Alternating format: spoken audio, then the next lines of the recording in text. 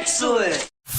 What's up guys, welcome back to Paul's Hardware. I am getting back into the swing of things today with an unboxing and an overview and a bit of a review of this wireless gaming kit that Corsair sent over. They were like, hey Paul, we have a bunch of new wireless stuff. If you guys checked out my CES 2018 coverage, you might have seen a bit of coverage there. They wanted me to take a look at it directly, so they sent me this big old box. I'm gonna take everything out of here. I know we have the K63 wireless mechanical gaming keyboard in here, and let's see what else they've included as well. A Corsair logo we are greeted with. Oh, this is an actual, hold on. Never mind, I did it wrong. Unboxing fail. Flipping is not the method. Inside we have the K63, of course, wireless mechanical keyboard, made to use on the couch and to also be mechanical. We have the Dark Core RGB Special Edition right here, wireless gaming mouse with RGB. Corsair Void Pro RGB, very nice wireless gaming headset from Corsair. Oh look, they've included a little, this is the Corsair Survivor Stealth, which is just a USB drive. This is a 32 gig USB 3 one. Here's the rest of the stuff. So rounding things out, this right here is the K63 Gaming lap board, and this is actually made to go with the K63 Gaming so that you can use it on the couch in a living room environment. So I'm definitely going to be testing that out. And then we have the MM1000 right here, which is extremely controversial. This is one of the most expensive gaming mouse mats that you might ever encounter yourself. That's because it comes with the cheese spot. And we've already made plenty of jokes about the Qi spot there, but because the Dark Core RGB Special Edition can do wireless Qi charging, you can take it and park it on the Qi spot and then you can charge it there. It also comes with a dongle adapter and that kind of thing. So we'll get that out of the box and check it out in just a second. So now a quick look at the retail box. This K63 wireless, 1 millisecond response time when it's connected via the standard RF wireless function. You can also do Bluetooth connection with this, which is really nice if you're gonna take it on the go and connect it up to a laptop or something like that. Bluetooth response time is a bit slower. It's about 7.5 milliseconds at minimum, probably about more like 8. But you also have some cool features here. 128-bit AES encryption capable, so that's helpful if you're concerned about wireless security. It can do encryption within the device. You also get per key blue LED backlighting on these keys. Not RGB, and I believe that's just because if they included RGB, not only would it be more complicated on the software side to control it, but it's probably going to use more power too, so they wanted to make sure that the keyboard would stay powered and charged for quite a long time. Cherry MX Red switches, of course, and then let's go ahead and take this out of the box. You're going to control this keyboard's functions with the Corsair Utility Engine software, the Q software, which I've downloaded on the system right over here, so we can at least take a quick look at that. And then internally, we got the keyboard. No wire. I'm so used to like taking a keyboard out and you have to fish the wire out of this part, but that's not included there. A manual, a USB cable, a little clip, that's an adapter, so you can use the USB cable as an extension if you want to. You get a wrist rest. Here's the Wi-Fi adapter as well. All right, wrist rest goes on like so. It's got a bit of rubberized texture on it for your wrists. And then because this is capable of connecting in multiple different ways, you of course have the USB cable that's included there as well. Now here in the back you actually have an on-off switch, and then there's a USB port that's actually a mini USB connector. If I was going to begin critiquing this, that would be my first area of critique. These connectors are not that durable. So, but you're only gonna need to plug it in while charging. So I guess maybe or maybe not, it's a good choice, but I would have preferred USB Type-C. But you do get a decent length of USB cable there, and there's an adapter that you can plug into the end of it, so you can use that to actually reposition your USB receiver. So if you want, you can take that and position it somewhere in your living room or living space if you're using this on an HTPC where it gets better reception, for example. Or if you have your HTPC tucked away, plug that in right there. Or of course, unplug that little thing and then just plug that directly into the keyboard in order to charge it up. The keyboard itself is pretty standard QWERTY layout. It is 10 keyless, and again, less keys means it's a little bit more portable. If you're going to take a wireless keyboard on the go, portability is a factor. And then of course, without those extra keys there, it means you don't need lights for those keys, which means it's going to hopefully improve battery life having that not there versus there. Now, I brilliantly deduced that without the power switch switched on, the keyboard won't function. That kind of makes sense, actually. So if you have the power switch off and the keyboard plugged in, it will charge, and the little power indicator light here will indicate that. But if you want to use it plugged in, turn it on. Once it's on, you can see the lights light up, and that's nice and pretty. This is off, that is 33%, and that is 66%. They can go brighter than that. Actually, it can go up to 100%, but by default, in order to conserve battery life, Corsair has kept this at a 66% max brightness. You can go into the Corsair Utility Engine software and adjust that to get 100% brightness if that's your thing. Now, if you have it at 0% brightness like this, you'll get about 75 hours of battery life on a full charge. 33% brightness, you get about 25 hours, and 66% brightness, you get about 15 hours. If you do crank it all the way up to 100, you'll get about 10 hours of battery life. Even at 100% brightness, that's still a decent amount of battery life for most play sessions. Of course, you probably want to plug it in and charge it after that. Beyond that, you got some media control keys up here in the top left, as well as the top right, forward, back, stop, all that good stuff. Volume up and down, as well as a mute button. You don't get the roller here like you do with some of the other high-end Corsair keyboards, so that is a trade-off there. And then of course Cherry MX switches, so if you pull off the escape key here, you can see the red Cherry MX switch there. They're going to have this in red out of the gate, and then based on feedback from customers and if people want them, they may also include other types of Cherry switches as well. You have some additional functions you can access via a function key down there, so home and an application switch and zoom up here. You also have wireless enable or disable right here, so the 2.4 gigahertz wireless mode you can access right there, or Bluetooth mode you can turn on and off. Also, there is a PC sleep function that's available there as well. The wireless LED indicator is up here, and it will function in different modes. If it's white and solid, that means it's connected and everything's okay. It'll be blue and solid if it's connected via Bluetooth.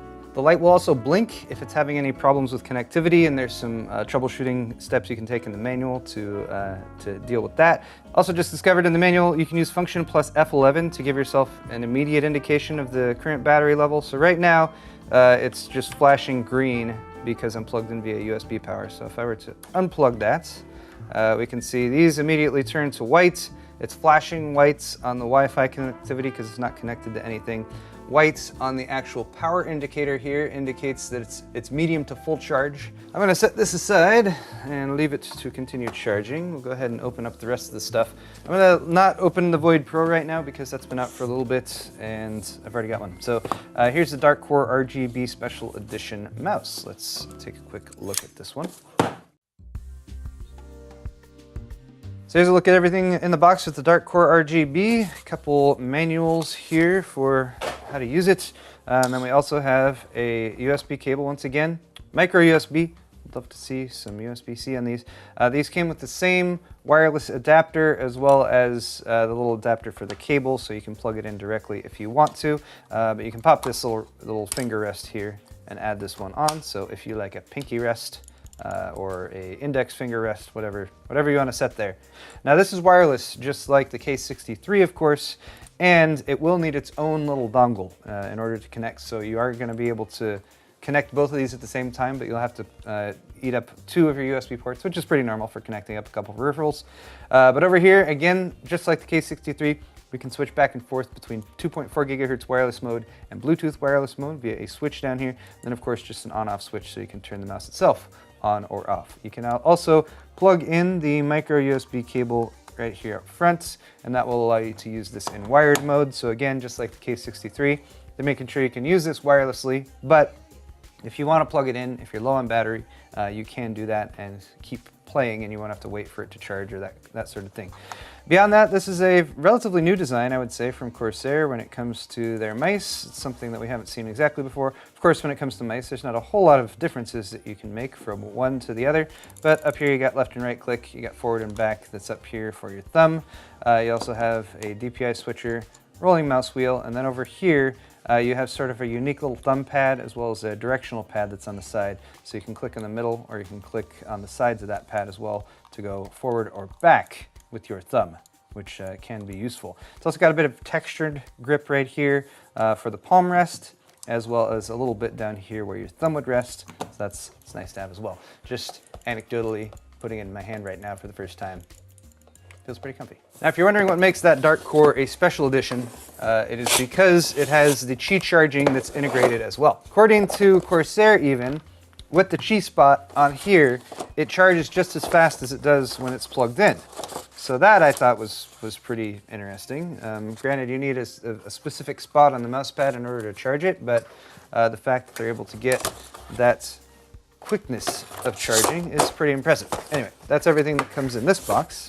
All right, so there's your everything that comes with the MM1000. Three guides. I don't know why you need more documentation for this than otherwise, but you get a decently long braided cable with 2 plugs on the end, a USB 2 and a USB 3 it looks like, because why not? Let me peel this plastic off real quick at the top. So guys, I've spent a few minutes just messing around with this to see if I can make sure everything's working functionally. The mouse appears to be behaving. When we first plugged it in via the USB, it wasn't working, but after installing the Corsair Utility Engine software, it does appear to be working. So I've got it set up in wireless mode right now, and I've also installed the Corsair Utility Engine software over here so we can at least give you a quick initial rundown of sort of how it works. Also got the MM1000 up and running here too. When I initially plugged this in, I also thought it didn't work, but that was because it only really lights up and does anything when you're using it. So the Qi charger right here, you might be able to tell is lit up green. That's because it's not charging anything, but it's detected there. And when you actually put a Qi charging device there, such as the mouse, it will detect it, start flashing green, and that will let you know that your device is charging. The mouse will light up white by default and flash every so often while it's charging as well.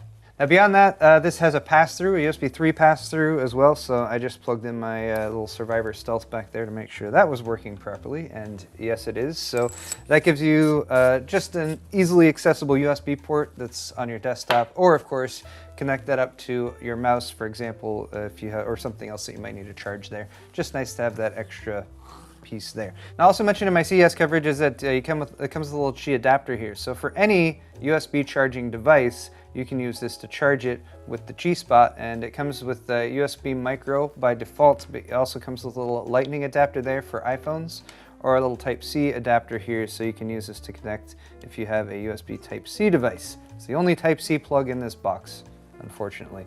And then of course you just plug that into your smartphone and put that above, and then it should start charging. Yay! Starting to charge. Now, practically speaking, I don't know how much more practical this is than, say, just taking a USB plug and plugging in your phone and charging it. You're still plugging something in, so perhaps the viability of the wirelessness goes out the window somewhat, but the Qi charging is still pretty fun, and I think, honestly, you're probably going to mostly be using it to charge up your mouse. It's just a question of whether it's worth the cost of this mouse and this mouse pad in order to get that functionality. It's pretty cool though. When it comes to the software though, as you can see over here in the actions submenu, you can add sets of actions, so you can reassign your left click, middle click, profile switch and everything. Also gives you a little indicator of what each button actually is, including that sniper button in the middle and the forward and backward rock buttons that you have on either side. Beyond that, lighting effects here can also be added, so you can just default it to rainbow, or of course you can use the more advanced functions to set up your own lighting effects. DPI modes over here, you can use those to switch between by assigning DPI switch functions on the mouse. And then you can also do angle snapping here, enhance pointer precision. I usually don't go for those, but if you like them, they are available. And then of course you can use the same software to control your K63 wireless, so same sets of functions here. You can set up macros via the Actions tab. You can do lighting effects here. There's a bunch of presets available via this drop-down menu: visor, rain, pulse. You can change the opacity and speed by default, and then of course this advanced button up here you can always check to get into some more of the advanced settings, which I am not going to get into because that would take too much time. Finally, for performance, you can set what wind lock does, and a couple other of the specific functions like disabling the Windows key and wireless encryption. If you don't like the wireless encryption, you can turn it off. It does add a very, very small amount of latency, but it's really negligible. But of course, what good are wireless peripherals if you can't sit and play games for hours on end while you're on the couch in your living room, because that's what wireless mice and keyboards are made for, right? Well, lots of us use controllers, wireless controllers, to game on the couch, but the gaming lap board is an accessory. You can buy this separately from the K63, or you can buy a package that comes with both of them together, but it basically is a lap board. It's got some cushioning on the bottom. It's got a flat spot to use your mouse, and it's got a little slot that's specifically designed to hold the K63. It's got a stand-in of this little box right here. Includes these little clips, and those are meant to retain the K63 in place. It's got a wrist rest here with some rubber texture on it. It's got a nice Corsair mouse mat over on this side. No wireless Qi charging or anything like that, but the bottom is all memory foam cushioning. That's so you can actually set it on your lap and make it nice and comfy. It's a little bit breathable there as well. So in order to install, we're just going to remove the existing wrist rest, crappy wrist rest that it came with. We'll pop it up here, drops down, snaps into place.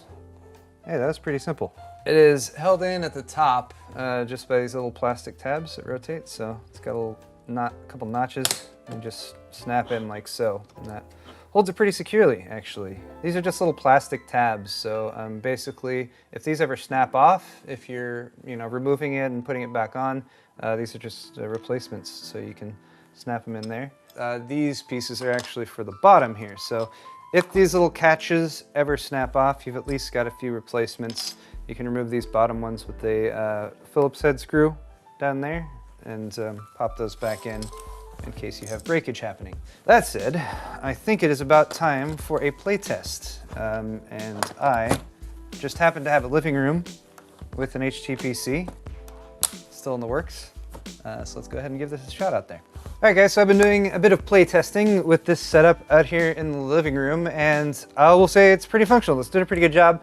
Most of the time, if I'm gonna play video games in the living room, I'm gonna use something like this Xbox 360 controller, just because it's a little bit more conducive to the living room gameplay experience. It's a bit more reminiscent of your console gaming. And this does the job for a decent amount of games. I've been playing Final Fantasy X out here for the past couple weeks. It does a good job, but it's not like universal. There's lots of games that are designed to be played with a mouse and keyboard. So the first game I tried out was Doom. Doom was actually designed to be played with a mouse and keyboard, not a controller. So that's a great example of a game that you really would need a setup similar to this in order to play with. Now, I will say that while the response time just anecdotally seems to be pretty fast, there's a tiny bit of delay, and I mainly noticed this when I first actually got the mouse connected and just moving the mouse around in the operating system a little bit. It's just a tiny bit of delay, and it gives you that slight floatiness feeling. But once I actually got into Doom, I actually found that that kind of went away, just because the fluidity of the gameplay sort of took over a little bit more. Moving around just seemed a little bit more natural. Now granted, you're not going to have quite as precise of aiming as you would with the typical desktop setup where you have a wired mouse that has no latency when it comes to response time or that kind of thing, but it got the job done, and I got through a couple levels, and it's definitely easily passable, and probably wouldn't even notice that delay if you're more used to playing in a living room environment or with wireless peripherals. It's only the comparison to the direct connected wired peripherals like you'd have on a desktop PC that you're really seeing any sort of fallback. Now compare that to the next game I pulled up, which was Civ 6. This is one of my favorite games, and definitely a game that you could easily play in the living room because it's turn-based, it's not quite as fast-paced, and you don't necessarily need to be as accurate with your mouse as you're moving it around in order to point on things and click on things. It's not quite like aiming to get a headshot in an FPS game. So here I just loaded up a quick game, was playing as China, and again, just one of those experiences where it's different but pleasant when it comes to playing out in the living room on a big 4K 65-inch TV as compared to sitting at a desk. And whereas both sides definitely have their advantages, it's really nice to be able to just sit down in the living room and play on the HTPC. Speaking of the HTPC, yes, I will still be working on that and bring you guys more updates on that very soon.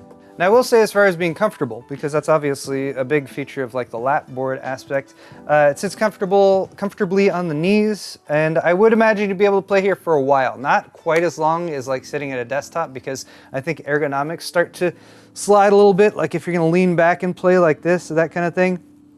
It's functional, but you're probably going to start to introduce a little bit more wrist strain because of the angles you're at and that kind of thing. But so you probably wouldn't be able to play for quite as long as of a gaming session as you would at a desk where you have a little bit better ergonomics, where you're sitting up straight with your arms at the right angles and everything there. But it's comfortable enough, and definitely the combination of the K63, the lab board, and the Dark Core SE makes a great solution for giving you that premium gaming feel, like with the mechanical keyboard and like a nicer gaming mouse. As compared to, say, other solutions like, I don't know, does this count? All that said, my first impressions are good. This is definitely a very viable solution for gaming in the living room, so thumbs up.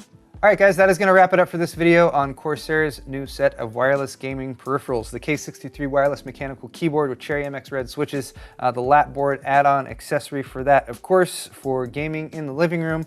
We've got the Dark Core Special Edition RGB wireless gaming mouse with Qi charging, and of course the MM1000 wireless Qi charging mouse pad, which also has the USB pass-through, which is kind of nice. Corsair has been making peripherals for quite a while now, and they do a very good job at them, so I think taking their expertise and dumping it into products like these has led to some pretty compelling products. They do tend to be a little bit more expensive though when it comes to that wireless functionality, so it really depends on whether you really want that, really need that in order to enhance your gaming experience, whether you're gaming on a desktop or gaming in the living room.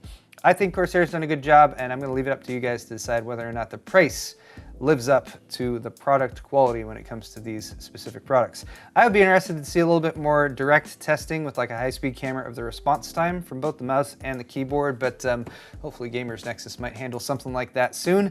For now though, thank you guys so much for watching this video. Hit the thumbs up button, of course, if you enjoyed it, and links to these products is down in the video's description below. And of course, leave me a comment if you enjoyed. Thanks again for watching, and we'll see you next time.